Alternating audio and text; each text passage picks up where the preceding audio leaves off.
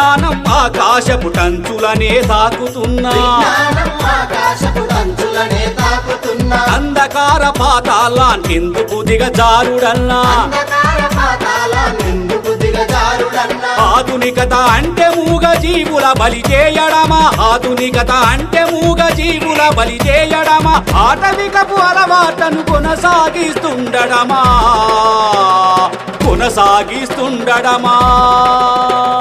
మహాకరుణ యాత్ర ఇది మహాకరుణ యాత్ర